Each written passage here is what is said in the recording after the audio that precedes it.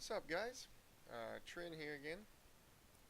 Today I wanted to take a little bit of time and discuss some stuff about the loot system in the tutorial that I made. Um, I've been doing a lot of work over the past few months, refining it into like a better system and actually transferring it all into C++. So the whole entire loot system now is actually in C++. I'm not going to make a tutorial about how to transfer it into C++, unless if like I get a lot of requests, only because it's for a person who doesn't know anything about C++, that would watch the tutorial. It's not going to be like super simple for them to just go in and understand what I'm doing, unless if I explain every detail and why I'm doing it. And so I don't think that it would be very beneficial, or it might be beneficial, but it wouldn't be extremely easy for that person to understand in terms of just switching it all over. But I was going to talk about some of the topics that it involves.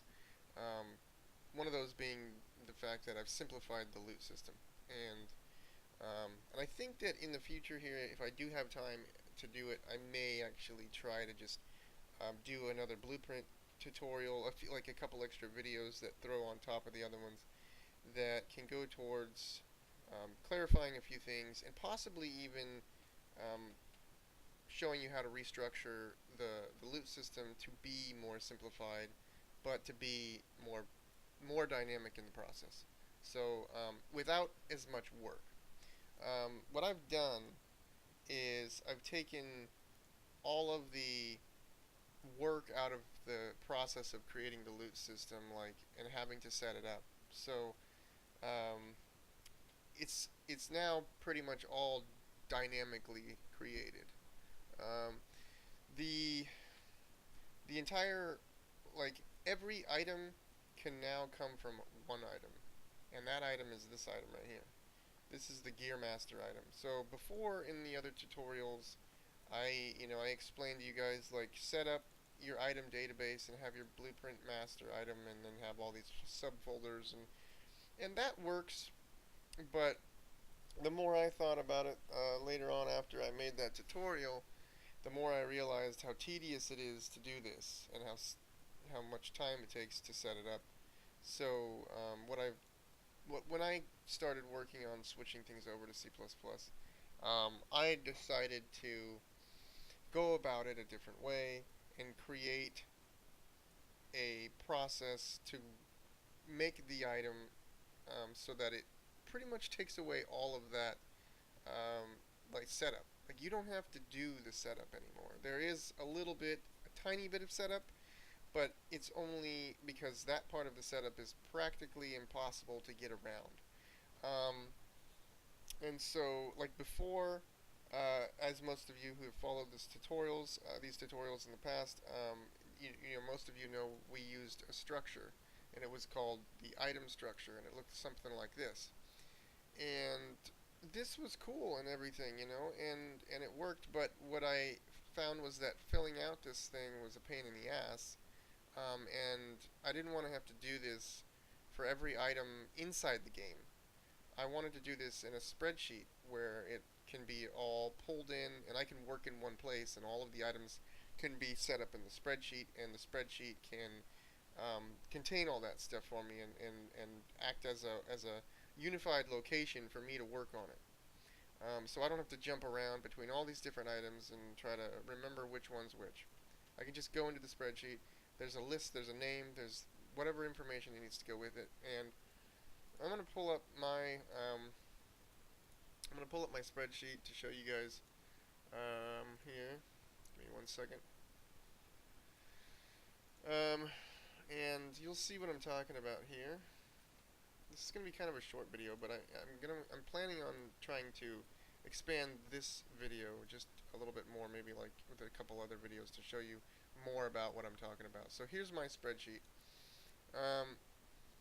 and this is how you set it up essentially. So you make a spreadsheet, and you can put whatever you want over here in the first column. Um, but you could use names if you want to. You can use, numbers like I have. I chose numbers because I prefer numbers. So these essentially, every single row is a different item, and every item in here you can separate them by with spaces, so you don't have to use all the numbers in here. When this game goes to grab these numbers and pull the row information, like you can tell it to pull from specific rows, and so like you can skip rows. So what I ended up doing was, like, you would start with whatever you want to start with, but these are all my legendary items that I have so far. Names, and I made a mesh location and an item thumbnail. And these are all associated with a variable that's inside the game already in a structure in my C++. So what happens is you attach the spreadsheet to that structure once you've imported it into the game, and I'll show you what that looks like. So we get out of there, right? We're done with this structure. We don't even need this anymore. So what we end up doing is importing that gear data table spreadsheet, and it looks like this. And it has all the information just as you saw it on the spreadsheet, but it's now inside the game, and you can go through, and it has however many numbers I put in there. And it has 249 numbers, so if I wanted to continue to fill that out, I could. But again, it has these numbers at the top, or this information at the top, and each one of these is a variable on the item itself. And the way that I did it, I'm just going to pull up my code so you'll kind of see and understand what I'm talking about here. The way that I did it is that I set up a base item first of all.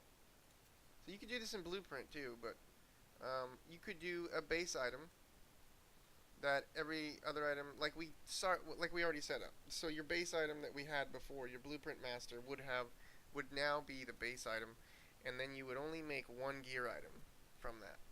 And so it derives, from the base item.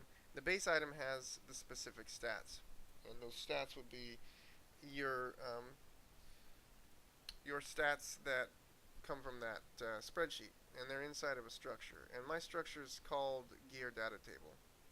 And the properties that I have are right here, and they are the same exact names. As you can see, they are looking, these names in this structure, when you attach the data table, as you import it, it asks you what struct you want to put it to. And it asks you, like, if there's a struct in the C++, it will find that, and it will go, do you want to attach it to this struct? Do you want to attach it to a different struct? And the way it works is you pick the struct you want, and it looks for the items, the names. It goes, well, this variable is this name, and it looks to see if that spreadsheet has a property at the top, or a row, a column at the very top with the title that is matching this variable. If it does, it'll associate that variable with that spreadsheet column, and it will pull, and it'll create a variable in the data sheet that's inside the game that I just showed you. Go back in there. So inside here, it'll create the row for each thing, and it'll say, okay, well, this is what every item is going to get. It's going to get an item mesh because there's something called an item mesh. It's going to get an item thumbnail because obviously there's something called an item thumbnail. We know that we want an item name prefix, so it puts in a string and a string and a string, and it goes, what were those variable types in that structure, and it just makes them for you. The last one is a boolean. It's just is this item a weapon? And you have to, like, the only thing that I now have to do to set these items up and have them ready to be used would be to name them in the spreadsheet, right? And create, if I had sword meshes and like all these different models, 3D models, then you could come into the data sheet and you can click through them all, and you can apply the mesh that you want, whichever mesh you want to put on that one, and say, okay, that's the mesh that I want for that item. and here's the thumbnail that I want for the item. And then you can go, is that a weapon? Well, obviously, these ones here are actually weapons, and I spelled that one wrong, but they were. I just came down and I checked this box because it is a weapon. And so what that does is later on in the code, when it's creating the item, um, which I haven't gotten to yet, but when it's creating the item, and it comes through here and goes, randomly picks one of these items, it searches through, grabs all the information, goes, oh, Nightbane, the Divine, okay, grabs it's a mace, and is it a weapon? Yes, it is a weapon. In the code, later on, down the road, when it's actually creating all of its stats, which is in a different section, it actually looks to see if it's a weapon. And it's right here. If it is a weapon, it will actually assign it a random damage amount and assign that random damage, or create a random damage amount, and then it'll assign that random damage amount to my weapon damage variable. So the specific uh, uh, property just happens, and it gets created upon creation of the item if it is a weapon. And so further down the road, um, it will continue to do the rest of its stuff, and it will work, and it will put in random stats, and it'll do all that. And so basically, I'm not going to get through the code too much, but basically we would do the same thing in Blueprint. We would go back to our Blueprint. We would make a base item, which is what we already had in the beginning, a master item. And the master item is going to have some similar things to what I've got now, which is like we would create some functions. We would create all of our stats, the way that we had them, but they would be two versions. There would be the structure version that the data table gets attached to, and then, or there would be a structure. We would have to keep, if you did this in Blueprint, it's hard to follow. I know it's hard to follow. If you did this in Blueprint, you would still have to utilize your structure, but your data table would now be attached to it, so you wouldn't have to be going in and filling out this structure thing for each one. You would just go into the data table and set all the items, and then pull from the data tables, get a random number, a random random row number from the data table, and it'll pull all the information for you. Now, I'm not going to go over the whole setup of that right now, but just to clarify, that is what I'm trying to make a point of, is that in order to simplify the entire loot system, that's how you do it. You could come in and you could delete all these other things. You would use your master blueprint item. You would create one child of that, and you could call that a gear item, like I have, and the gear item would then create the specific stats necessary for the gear, right? It would get whatever it is from the, let me go back to the code. It would get whatever it is from the base item. I think it is. Go make sure that this is what it is. Yeah. So the base item properties that it inherits when you make the next item would be the stuff that's going through the rows, finding the item and saying, okay, I want all these specific things that you found at that row.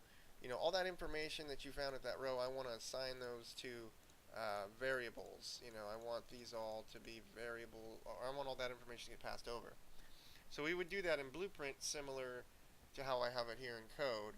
And once it's in Blueprint like that, you now have the items being created, right? It's like it knows now what item it is.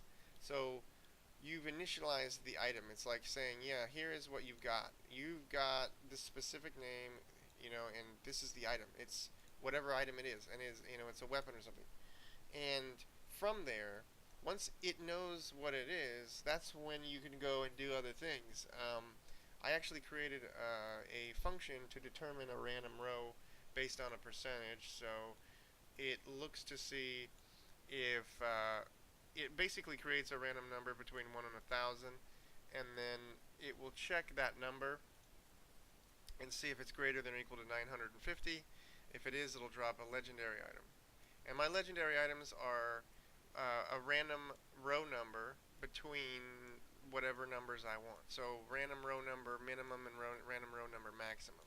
So if I had my legendary items on that spreadsheet, let's go back to the spreadsheet. So if I had all my legendary items on that spreadsheet, say between the numbers, let's see, if all my legendaries were between 200 and 249, then I would want to make my minimum 200 and my maximum 249 on that, right?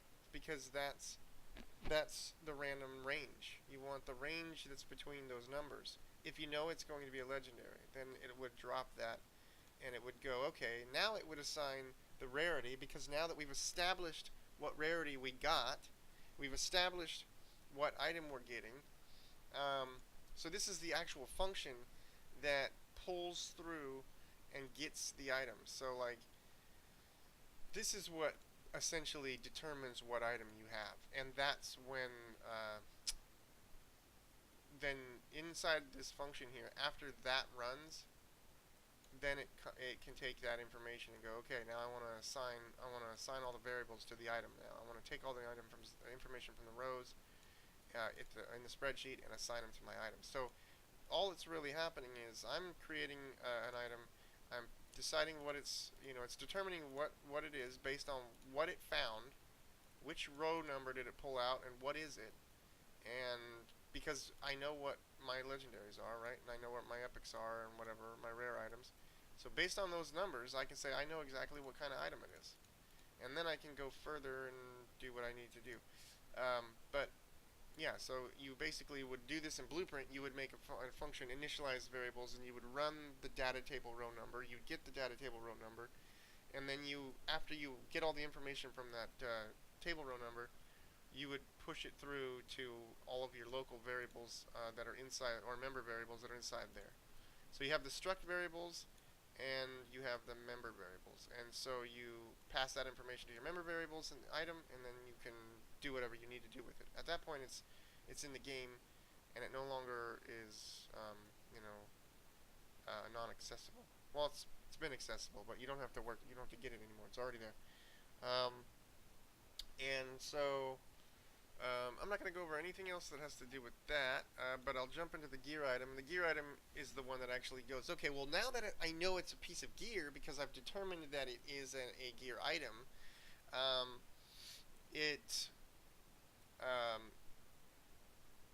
let me think, what was it? It can generate stats and other things. And the way that this works is like, well, what if I wanted gold, right? Well, gold's not a gear item, right? Gold is not a gear. So I wouldn't want gold to be I wouldn't want to go in here into my game and say that my gear master can also be gold, right? No, that's not what's going to happen. So what I would have to do is take and make another item here. So this is the gear master, which would create this one item. Can be any item, obviously, now that you kind of see what I'm talking about through the spreadsheet. Any item in the game, it can turn into any item in the game based on the percentage and the roll. So one item turns into anything. The thing is that when you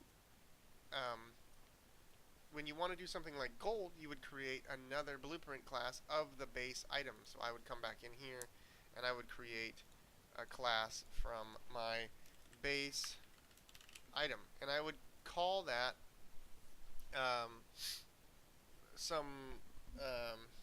something like or sorry, I wouldn't do this. You would do this. You would create it. You wouldn't do it like this. You would actually go in. You would go in here and you would create another child of your item, and that item would then get the new properties that you want it to have. So it would be like your gold item, right? It still can inherit properties from table row number, so you can still utilize all the information in a spreadsheet. You could make an entire row that's set up for gold or for craftable items or materials and things like that. So you can have an entire section blocked off in your spreadsheet for those specific items, and when it because it's this specific item, because it's a child, it can drop specifically things that are related. It'll know to look through only those row numbers because you can tell it to do that. And the way that you set that up also has to do with the treasure chest. And the treasure chest can drop specific things. I don't really have time to go through the treasure chest, and I have changed it a little bit, but it wasn't not really like a whole lot. Um, but I set up this thing where basically it's class defaults. So basically, right now this treasure chest can drop, only my gear item, and it's still being utilized the same way that they were in the tutorials. Um, but my future treasure chest, the new one that I made, which is all C++, is actually a little different. And I'll open that one up. It doesn't work 100% yet because I'm not finished with it. But the way that this one works is I've created the loot table for it. And the loot table is, it's basically an array, but it's an array of base items, I think, yeah. So it's an array of base item classes. And anything that inherits from a base item class can be stuck in this slot. So if you make a gear item, for example, that is an inherited member, an inherited child of the base item that you have in your blueprint. You make it your child. Well, that inherits from the base item, right? So you can stick it in the slot. And if you make, let's see, if you make, oh, there's my problem. It's supposed to be gear master. If you make a, let's see, if you make your gold item, you could go and hit plus, and you could add the gold item. But it would also be inherited from the base item, you see? So you could put these in here, and you could tell it to pick between anything in here. So it can always pick between 0, 1, whatever, how many numbers, however many things you have in here. It'll always, every time it drops a piece of loot, it will pick between one of those things. Or you could set it up differently where it drops a certain number of 0, a certain number of 1. So you want like maybe 5 pieces of gear. It'll drop 5 of those. And then you could tell it to drop whatever's in index 1 could be gold. You'd be like, oh yeah, I want you to drop some gold as well too. So you could have it do different things based on the functionality that you choose.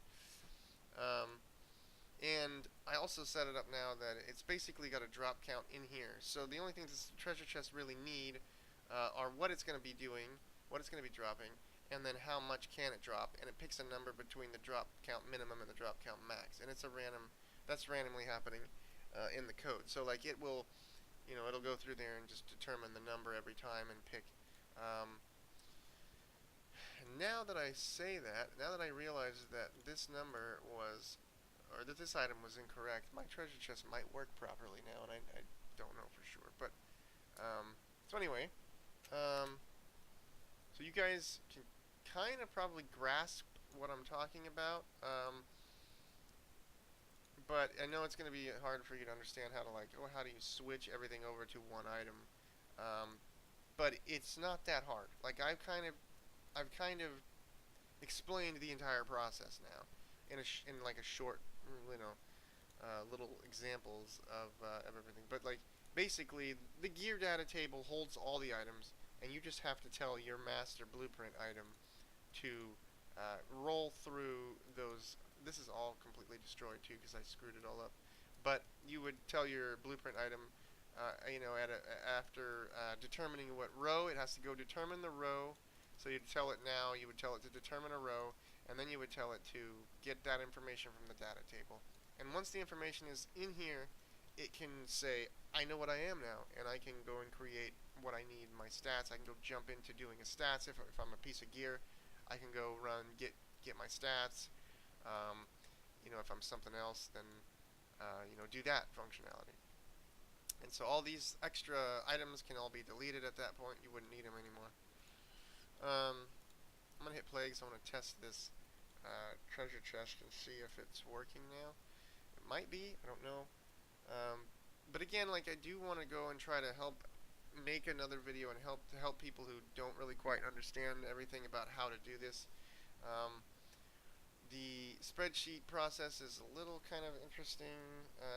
You don't have to do a whole lot of work. You just have to. This thing is a pain. Sometimes it doesn't want to let me. But okay, I can't maximize it right now because it won't really let me. But these items work, and then now actually I added lights to them and stuff, so um, they all kind of glow. So yeah, they're all legendary items, but they are rolling differently based on my probability and stuff, and um, so I have it set up so that even though those are all legendary, specifically like names and all these things that I created just for the legendary stuff, I put a handful of numbers. Each one is like a certain range, and so it will test my um, common, rare, and epic and royal differences. So that way I can see that it's working properly, even though I'm using items that are supposed to be all legendary items or whatever. And they all also create the stats and the amount of stats. So each item has a certain amount. Common items can have between 1 and 2, I think. And rares can have between 2 and 3. I think epics can have between 3 and 4. And royals can have between 4 and 5. So they'll get their stats and stuff. And they're also, their primary stats and all these things like uh, the armor, stamina, and intellect and stuff like that, those are all based on my character level. So whatever my level is, they're going to get multiplied by stuff like the DPS right there is getting multiplied by my level, my character level. So if my character level's 1, it's going to go way down, and so forth. And I can kind of show that setup later on too. Let's try this treasure chest. I don't think it's going to work. Nope, it didn't work. I think it's still broken. I have to go in and fix what's wrong with it. It's in the C++ code. I think that's actually broken.